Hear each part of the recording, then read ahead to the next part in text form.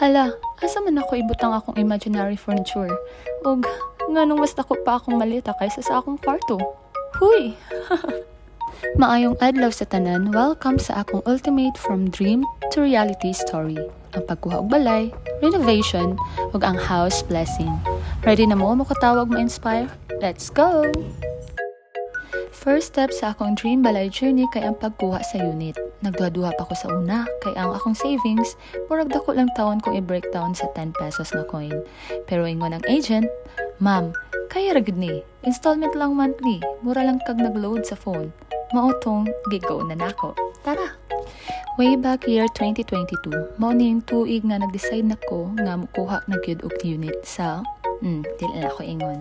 Wherein duol lang jud siya sa school nga akong ginatrabahuan. Excited kayo ko kay murag nanagid ko'y balay nga matawag nga ako ang sariling kingdom. Ooh. Pero hold your horses. Nahuman ako ang proseso og na-acquire ang unit pero ang pag-turnover nahitabo pa gyud ni tung May 2024. None. Murag duha ka tuig ko nag-expect pero okay lang kay patience is a virtue. Tung May 2024 gihatag na gyud nako ang susi sa wakas. Pag-abot nako sa unit, murag mix akong feelings. Excited ko pero pagtan-aw nako sa empty space, ingon ko, hala, asa man ako ibutang akong imaginary furniture. Ug nganong mas dako pa akong maleta kaysa sa akong kwarto. Huy! Pagsulod nako sa balay, ang unit murag ready for camping. Way kuryente, way tubig, ug murag mas social pa ang abandoned house sa Amerika. Char lang. Pero promise, thankful gihapon ko kay ang importante na ay balay nga matawag na akua. Kay wala man gyud tagi panganak nga dato or tagapagmana og asyenda. Dili maputan nepo babies, kaya dili mag-inarte.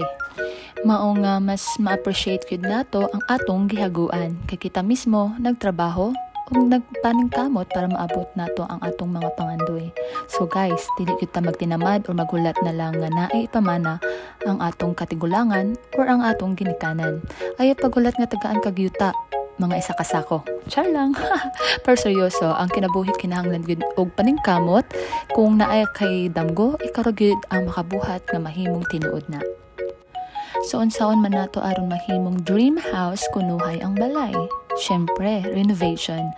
Ang plano nga simple lang, nahimong sosyal pero on a budget. Ug ang on a budget, nahimong utang mode. Agoy. Giuna nako ang pagpataod og kuryente ug tubig. Adlaw-adlaw nga lakaw sa opisina para makumpleto ang requirements. Syempre, summer vacation ni siya ug walay ko'y work. Sa sige nako og balik-balik og inquire sa Socoteco, hapit nako sila ingnan. Sir, bisan dakong flashlight lang usa, okay na. Chares. Sa wakas, after 1 month, naanadyoy suga og tubig. Hi, thank you, Jude. Tapos, ang exciting part, renovation time. July 2024, human ma-settle ang utilities, ni-decide ko nga mag-loan para sa renovation. Na ako'y dream house design sa akong utok, pero ang akong pitaka murag moingon. Sure, ayaw nagtanggo kay nightmare ang bayad ani. Agay. Pero unsaon man, ang puso masigasig dako kayo pangandoy. Pag-approve sa loan, mura kog nakadaog og raffle. Pero halaka, humandayon ang kalipay kay magsugod na ang gastos. Unang problema, ang contractor. Ingon siya, "Ma'am, ang imong budget kay good for basic materials ra." Kahilakon, agoy. Pero sige lang, padayon hangtod sa asa kutob ang kwarta kay makita raman na. Ako mata mura gusto og glossy tiles. Syempre, itong pinakadako jud akong ipili kanang maapil ang balay sa silingan. Nan, pilingon. Muna na di ay, Gusto na ko social ang lighting, pero lahi pa di ay ang bayad sa electrical wiring. Sorry naman, kuhaon na lang na ako akong angkol mo ay mag-wiring. O gusto na ako modern cabinets. Resulta, ang basic na plano nahimong luxury kanuhay. Nan, kahilakon, oy.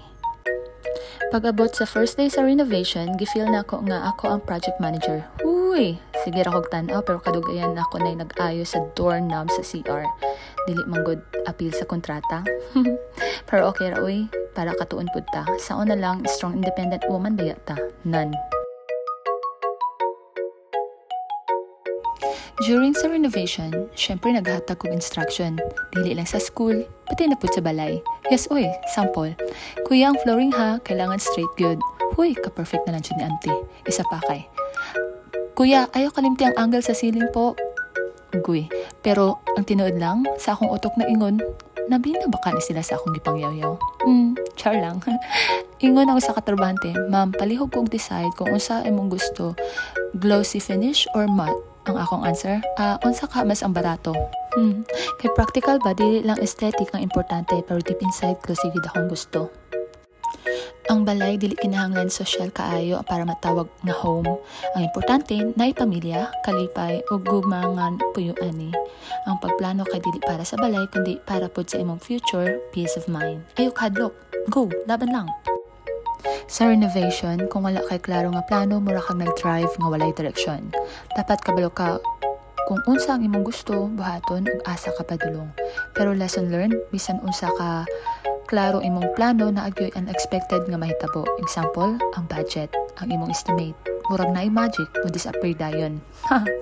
Una nga dapat flexible ka ug naa kay buffer funds kay murag duha ka pilo ang aktual na magastos. Ang pintura, wala pa kay okay pa man ang old paint niya. Pag-isip kansa na ako kung unsa ba joy nindot. Syempre kay wala pa man joy budget. Aw, haha. Ang flooring, gigaw gid na ako ang glossy tiles kay gusto na ako mag-reflect akong kalipay sa tiles. O diba? Ano jud na? Ang kitchen cabinets, gikuha na ako ang papa sa akong co-teacher para magtrabaho. Hawd siya og limpyo kayog agi. Ang budget, sir, pwede hangyo na lang. Hihi. Sa wakas, naabot na gyud ang pinaka-highlight, ang house blessing. After na complete ang renovation, giset na ko ang date para magpasalamat. Syempre, gisabay na sa akong birthday. Tipid tips.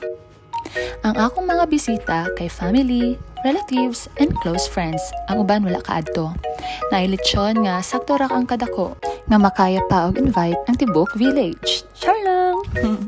Og halos order na tanan ang food. Saon na lang, busy kay ta sa work, mao nang di nato kaya magluto. Pagabot ni Father, diretso na dayon og blessing, makatawan na lang takay. Kuot kay Miss Balay. Nan, dili pa pud nako ma-house tour kay tawon daghan pagkulang. Haha. Pag-prayer na, tanan tapok sa sala, muramig mga sardinas. Pero bisag init, worth it, cute kay ang balay na bendisyonan na. Sa spray ni Father sa holy water, ang akong utok nag-ingon, "Thank you Lord for making this house a home." So kana ra gyud akong balay goal story. Daghang salamat sa pagsubay ug hinaot nga ma-inspire mo nga kuha og inyong sariling balay. Karon welcome mo magtan-aw sa akong balay pero palihog lang, ayaw kayo gawan ang glossy tiles. Char lang! Kita-kits ug daghang salamat. Bye!